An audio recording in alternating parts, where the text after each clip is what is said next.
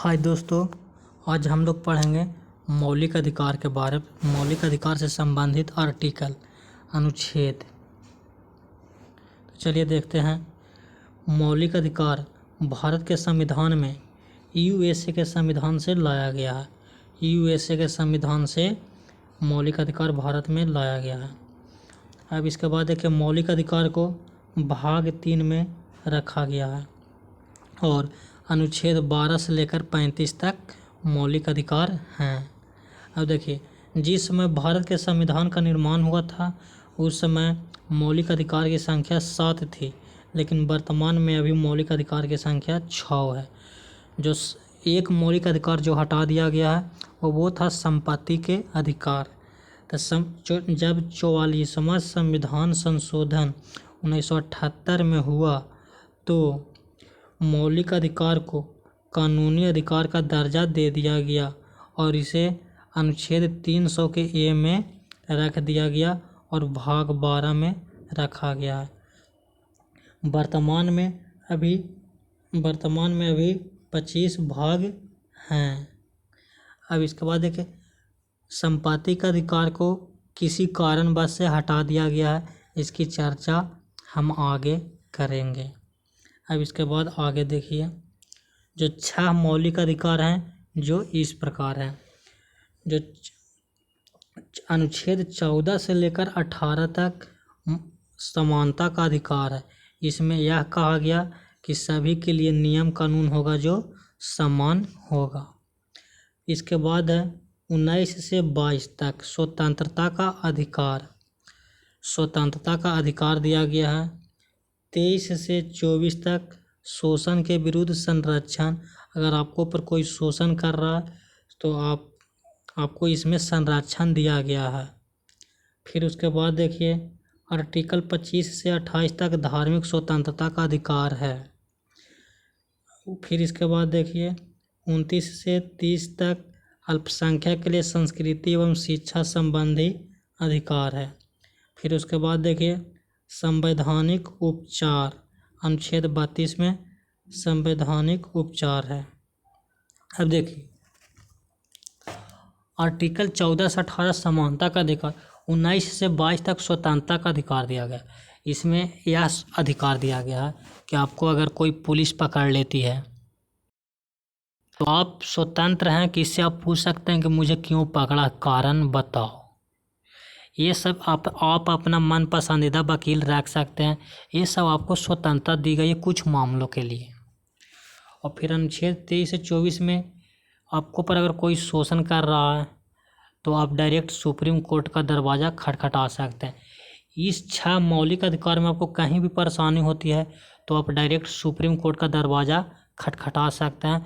आपको high court नहीं जाने की ज़रूरत है, ना ही जिला न्यायालय जाने की ज़रूरत है। 25 से 28 तक धार्मिक स्वतंत्रता का अधिकार है। अगर आपसे कोई ज़बरदस्ती धर्म का बदलाव करने को कहे तो आप डायरेक्ट सुप्रीम कोर्ट का दरवाज़ा खटखटा सकते हैं। सुप्रीम कोर्ट में केस दर्ज कर लिया जाएगा। तो मौलिक अधिकार का संरक्षक, मौलिक अधिकार के बचाव का काम कौन करती है? तो सुप्रीम कोर्ट मौलिक अधिकार का बचाव का काम करती है। मौलिक अधिकार का संरक्षण देती है सुप्रीम कोर्ट। अब इसके बाद चलिए आगे देखते हैं। अब संवैधानिक उपचार है आर्टिकल 32। इसी आर्टिकल के तहत आप सुप्रीम कोर्ट का दरवाज़ा खटखटा सकते हैं। तो भीमराव अंबेडकर ने अनुच्छेद 32 को पूरे अनुच्छेद में सबसे बेस्ट अनुच्छेद माना है, अनुच्छेद 32 को, और इसे आत्मा कहा है। और अनुच्छेद 32 को आत्मा कहा है। अब इसके बाद आगे देखिए, आर्टिकल 13। आर्टिकल 13 में यह कहा गया है कि संसद ऐसा कोई कानून न बना दे जिसे मौलिक अधिकार का हनन हो। तो संसद ऐसा कोई कानून न बना दे जिसे मौलिक अधिकार ही समाप्त कर दे। अगर मौलिक अधिकार समाप्त कर दे तो सुप्रीम कोर्ट इस पर एक्शन बहुत ज़बरदस्त रूप में लेगी। हाँ, लेकिन संसद को यह अधिकार है कि मौलिक अधिकार में परिवर्तन कर सकता है। जो परिवर्तन जो कर सकता है वह कर सकता है सकारात्मक परिवर्तन कर सकता है, नकारात्मक परिवर्तन नहीं कर सकता है।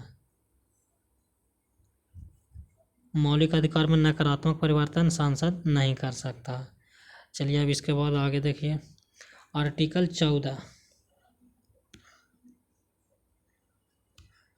आर्टिकल 14 में है विधि के समक्ष समता, यानी सभी के लिए नियम कानून समान हो। तो चलिए देखते हैं विधि के समक्ष जो समता है वो ब्रिटिश संविधान से उत्पन्न हुई है। अब इसमें देखिए कोई भी व्यक्ति गरीब या अमीर हो या नीच अधिकारी या गैर अधिकारी कानून से ऊपर नहीं होगा। इसमें कहा कि सभी के लिए नियम कानून समान होगा। गरीब के लिए भी उतना ही कानून होगा जितना एक अमीर व्यक्ति के लिए कानून है। सबके लिए कानून समान होगा। कोई व्यक्ति या अधिकारी खून कर दे, दोनों के ऊपर समान तरीकों से मुकदमा चलेगा। एक ही कानून दोनों पर समान तरीकों से लागू कानून चल रहा है, जो समान चल रहा है, एक तरीका से चल रहा है। अब इसके बाद देखिए विधि के समान संरक्षण। तो यह शब्द जो है अमेरिका के संविधान से उत्पन्न हुई है, विधि के समान संरक्षण। अब इसमें देखिए इसमें यह हक दिया गया है कि समान लोगों के साथ समान व्यवहार होगा। अगर कोई पैसेदार व्यक्ति है, कोर्ट में अच्छा वकील रखेगा, तो गरीब व्यक्ति के पास तो उतना पैसा नहीं रहता है कि कोर्ट में अच्छा वकील रखे। तो इसमें यह कहा गया है कि कोर्ट सरकारी वकील देगा। लेकिन सरकारी वकील क्या होता है, जो केस हरा देता है, उनको तो उतना टेंशन नहीं होता है और सरकारी वकील हमेशा केस हरवा देता है।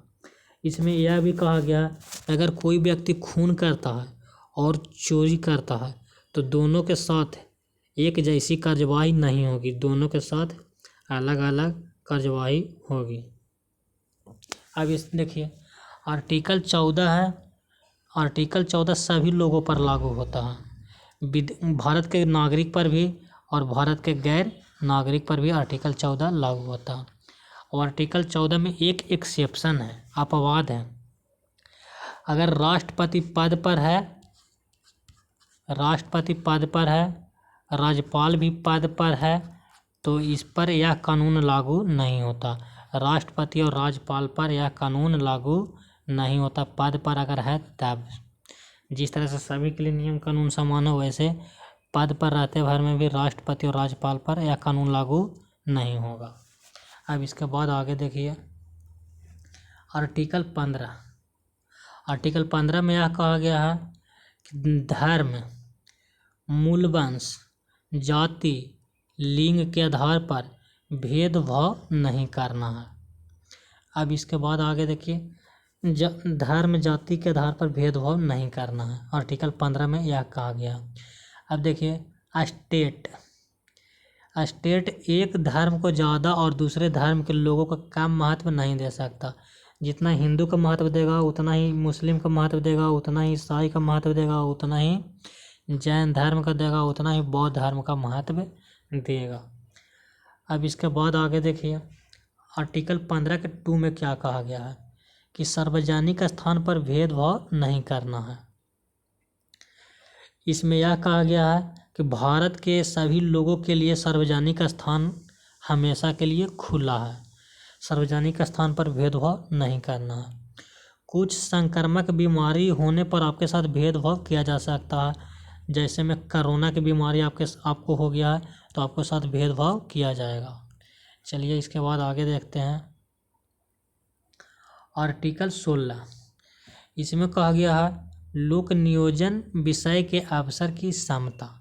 इसमें यह कहा गया है कि स्टेट राज्य सरकार है जो सभी लोगों के लिए रोजगार की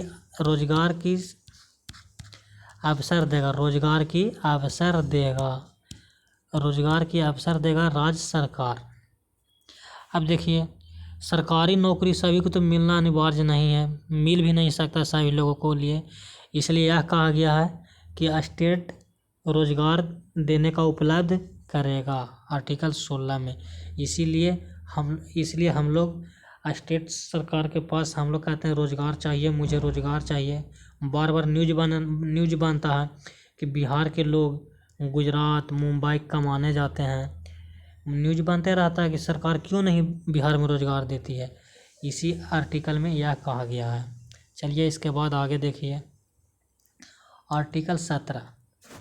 आर्टिकल 17 में अस्पृश्यता का अंत किया गया है। अस्पृश्यता का मतलब होता है छुआछूत। छुआछूत का भेदभाव नहीं करना है। अब देखिए पहले क्या होता था कि नीच जाति के लोगों को मंदिर में प्रवेश करना वर्जित था, क्योंकि लोग अछूत मानते थे और नीच जाति के लोग बड़ी जाति के साथ सामने बैठकर बात नहीं कर सकते थे। इसी चीज़ को देखते हुए छुआछूत का अंत किया गया। छुआछूत का अंत किया गया। अगर कोई व्यक्ति छुआछूत का भेदभाव करता है तो उसे 1 से 2 साल तक जेल की सज़ा हो सकती है। छुआछूत में अगर कोई भेदभाव करता है तो आप डायरेक्ट सुप्रीम कोर्ट का दरवाज़ा खटखटा सकते हैं। अब देखिए अस्पृश्यता अधिनियम 1955 का नाम बदलकर नागरिक अधिकार संरक्षण अधिनियम 1955 कर दिया गया है। तो आपको डायरेक्ट प्रश्न आएगा कि छुआछूत का अंत अनुच्छेद किस अनुच्छेद में है, तो आर्टिकल 17 में। तो चलिए आगे देखते हैं क्या है आर्टिकल 18। आर्टिकल 18 में उपाधि का अंत किया गया है। अब इसमें देखिए उपाधि पहले क्या होता था कि वल्लभ भाई पटेल को सरदार की उपाधि दे दिया गया था। नाम के पहले उपाधि जो दिया जाता था उसको अंत किया गया है कि नाम के पहले जो उपाधि मिलता था उसका अंत कर दिया गया है। लेकिन हाँ कुछ मामले में उपाधि दिया जाएगा। जैसे में सेना को दिया जाएगा जो विद्या संबंधी है, सम्मान है, सम्मान उसमें उपाधि दिया जाएगा तो ठीक है, एक्सेप्ट किया जाएगा। इसके सिवाय और कोई उपाधि नहीं प्रदान किया जाएगा। इसी आर्टिकल के तहत भारत रत्न दिया जाता है, अशोक चक्र दिया जाता है, परमवीर चक्र दिया जाता है, पद्म विभूषण दिया जाता है, पद्म भूषण पुरस्कार दिया जाता है। आर्टिकल 18 के तहत ही दिया जाता है। अगर कोई विदेशी राज्य कोई व्यक्ति को नाम दर्जित करे कि उन्हें पुरस्कार दिया जाएगा तो आपको राष्ट्रपति से सहमति लेना पड़ेगा। राष्ट्रपति का आदेश पर ही आप दूसरे देशों का उपाधि प्रदान करेंगे, उपाधि ले सकते हैं, पुरस्कार पा सकते हैं राष्ट्रपति की सहमति पर ही। इसके बाद आगे देखिए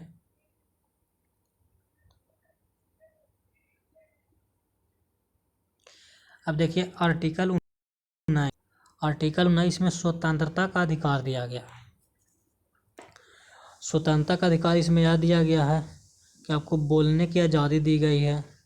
आप कुछ भी बोल सकते हैं, कहीं भी बोल सकते हैं, कहीं भी भाषण दे सकते हैं। लेकिन हाँ आपको बोलने की आज़ादी दी गई है तो आप ये नहीं कि किसी को आप गाली दे सकते हैं। आपको इस तरह से बोलना है कि अगला आदमी को ठेस ना पहुँचे, डिस्टर्बेंस ना हो। इसमें ही प्रेस की स्वतंत्रता दी गई है। प्रेस की स्वतंत्रता दी गई है। जितना एक सामान्य व्यक्ति को, आम आदमी को आज़ादी दी गई है बोलने के लिए, उतना ही प्रेस को आज़ादी दी गई है। अब इसके बाद देखिए शांतिपूर्वक सभा करने की स्वतंत्रता दी गई है कि शांतिपूर्वक आप सभा कर सकते हैं, आंदोलन कर सकते हैं, बिना हथियार के आंदोलन कर सकते हैं। ये चीज़ के लिए आपको आज़ादी दी गई है। फिर इसके बाद देखिए संघ बनाने की आज़ादी दी गई है। आप संगठन बना सकते हैं, इसके लिए भी आपको स्वतंत्रता दी गई है। अब इसके बाद देखिए देश के कोने में कहीं भी घूमने की आज़ादी दी गई है और देश के कोने में कहीं भी बसने की आज़ादी दी गई है और देश के कोने में कहीं भी व्यापार करने की आज़ादी दी गई है। तो आर्टिकल 19 में 6 तरह की आज़ादी दी गई है। छात्रा की आज़ादी आर्टिकल 19 में दिया गया है। और आर्टिकल 19 को संविधान के पूरे अनुच्छेद में इसे रीढ़ माना गया है, रीढ़ माना गया है। आर्टिकल 32 को आत्मा माना गया है और 19 को रीढ़ माना गया है। तो चलिए अब आगे देखते हैं। आर्टिकल 20, आर्टिकल 20 में यह कहा गया है कि अपराध के लिए दोष सिद्धि के संबंध में संरक्षण, कुछ मामलों में अपराध के मामले में आपको संरक्षण दिया गया है। जैसे में आप किसी भी व्यक्ति को एक अपराध के लिए सिर्फ एक बार सज़ा मिलेगी।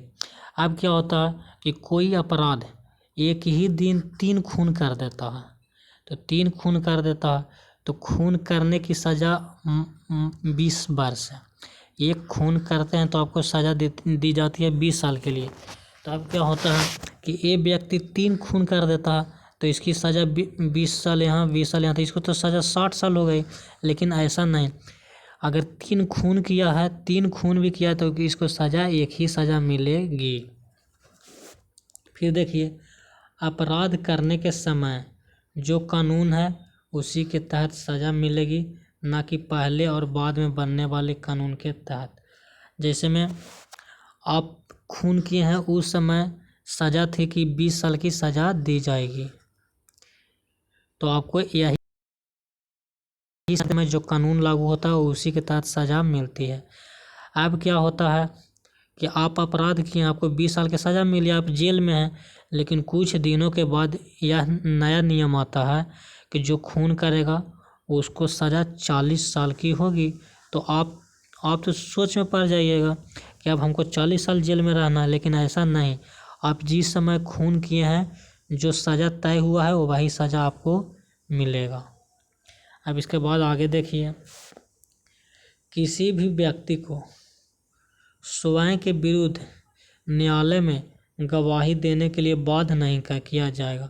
आप किसी को ज़बरदस्ती गवाही देने के लिए दबाव नहीं डाल सकते कि हमको प्रति गवाही देना है। तो आर्टिकल 20 में इतना तरह की आपको आज़ादी दिया गया है। अब इसके बाद आगे देखिए, आर्टिकल 21, आर्टिकल 21 में यह कहा गया है कि प्राण एवं दैहिक स्वतंत्रता का संरक्षण एवं निजता का अधिकार। तो प्राण के मतलब है आपको जीने का अधिकार दिया गया है, और दैहिक का मतलब है पर्सनल चीज़, आपको पर्सनल चीज़ पर सेफ्टी रखा गया है, पर्सनल चीज़ पर आपको सेफ्टी दिया गया। तो आर्टिकल 21 में यह कहा गया कि जीने का अधिकार दिया गया कि आपको मरना नहीं है, आपको जीना है। तो इसमें यह भी समस्या आई कि जब जीने का अधिकार हुआ है तो इसको स्वास्थ्य से संबंधित भी देखभाल करना ज़रूर है। फिर उसके बाद यह भी देखा गया आगे कि जब जीने का है तो आप किसी को जान भी नहीं ले सकते हैं। फिर इसके बाद आगे यह भी देखा गया कि जब जीने का अधिकार दिया गया तो इसे पोल्यूशन ख़राब भी नहीं करना है, पर्यावरण गंदा भी नहीं करना है, पर्यावरण गंदा भी नहीं करना है। इसी के तहत पोल्यूशन जांच होती है, गाड़ी का पोल्यूशन कार्ड जांच होती है इसी के तहत। फिर इसके बाद कहा गया कि जब जीने का अधिकार दिया गया है तो सबसे अच्छा है कि पढ़ लिख लेगा तो अपना काम करेगा, जीने में कोई परेशानी नहीं होगी। तो इस अनुच्छेद 21 के काम में जोड़ा गया। जहाँ भी देखिएगा कि अनुच्छेद 21 में का खा ए बी अगर कहीं भी आता है तो आप सोचिएगा कि इसे बाद में जोड़ा गया है। अब देखिए, यह जिम्मेदारी दी गई राज्य सरकार को कि 6 से 14 वर्ष की आयु के समस्त बच्चों को निःशुल्क शिक्षा अनिवार्य करेगा। जब 86वां संविधान संशोधन 2002 में किया गया था, 86वां संविधान संशोधन 2002 में किया गया और कहा गया कि राज्य 6 से 14 वर्ष के आयु के बच्चे को निःशुल्क शिक्षा देगा। लेकिन फिर बाद में 2009 में संसद द्वारा निःशुल्क शिक्षा अधिनियम पारित कर दिया गया। 2009 में संसद द्वारा निःशुल्क शिक्षा अधिनियम पारित कर दिया गया और 2010 में इसे प्रभावी कर दिया गया पूरे भारत में, और मौलिक अधिकार में इसे जोड़ दिया गया। 2010 में पूरे भारत में मौलिक अधिकार में जोड़ दिया गया। अब इसके बाद देखिए पर्सनल चीज़ पर, अगर आप मोबाइल में लॉक लगा देते हैं, कोई आपसे ज़बरदस्ती बोले कि लॉक खोलो, तो आप डायरेक्ट सुप्रीम कोर्ट का दरवाज़ा खटखटा सकते हैं। आप बैंक में अपना डेटा देते हैं, अपना डॉक्यूमेंट्स देते हैं बैंक में, इस भरोसे कि आपका डेटा लीक नहीं हो। अगर आपका डेटा कोई लीक करता है तो आप डायरेक्ट सुप्रीम कोर्ट का दरवाज़ा खटखटा सकते हैं। आपका डॉक्यूमेंट्स में कहीं गलती हो जाती है तो संशोधन करने के लिए आप देते हैं, आपको प्राइवेसी दिया गया है। प्राइवेसी, आप पर्सनल चीज़ को आप छुपा सकते हैं। अगर आप किसी समान लड़की का आप फ़ोटो अगर वायरल करते हैं तो आप उसको पर्सनल चीज़ पर अफेयर किए हैं तो वो लड़की डायरेक्ट सुप्रीम कोर्ट का दरवाज़ा खटखटा सकती है। तो किसी का भी फ़ोटो वायरल भी नहीं करना है अनुच्छेद 21 के तहत, क्योंकि उसके पर्सनल चीज़ पर ठेस पहुंचेगा। चलिए इसके बाद आगे देखते हैं। आर्टिकल 22 में कुछ दशाओं में गिरफ्तार और निरोध में संरक्षण दिया गया है। आर्टिकल 22 में देखिए, आर्टिकल 22 में यह कहा गया कि अगर आपको संदेह के आधार पर पुलिस आपको पकड़ती है, संदेह के आधार पर अगर आपको पुलिस पकड़ती है तो आप पुलिस से पूछ सकते हैं कि मुझे कारण बताओ, मुझे क्यों पकड़ा है। पहला आपको स्वतंत्रता दिया गया कि आप पूछ सकते हैं।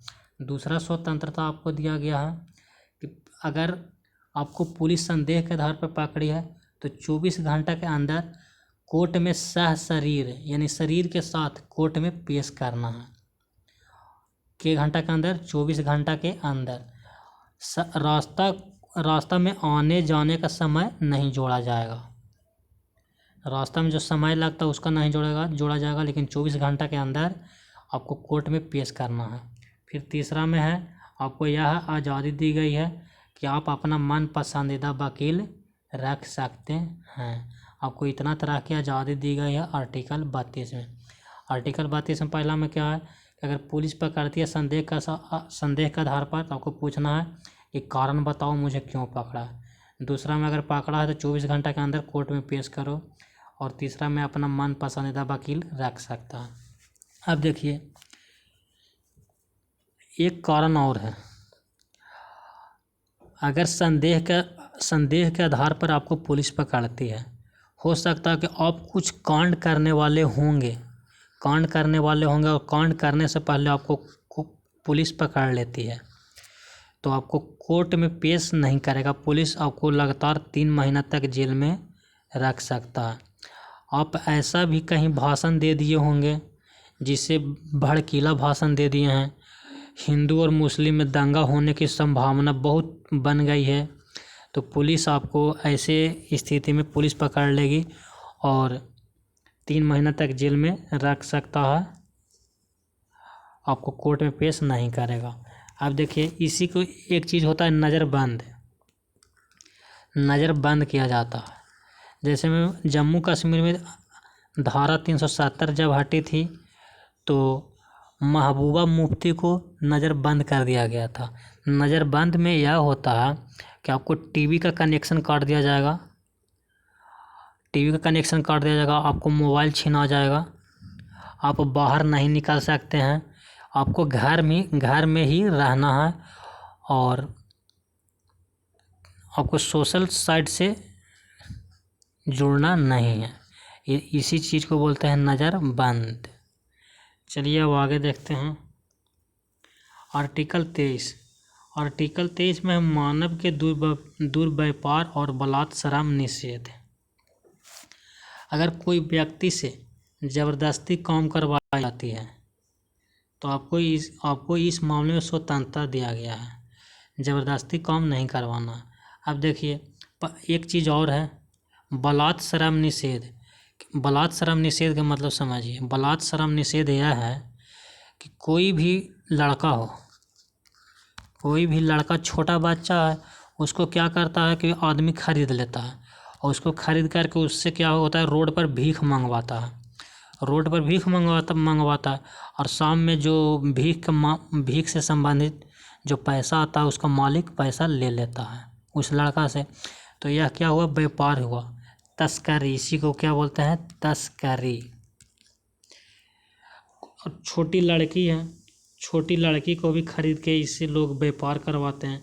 तो इस मामले में निषेध किया गया है कि अगर ऐसा कोई ज़बरदस्ती करवाता है तो आप सुप्रीम कोर्ट का दरवाज़ा खटखटा सकते हैं।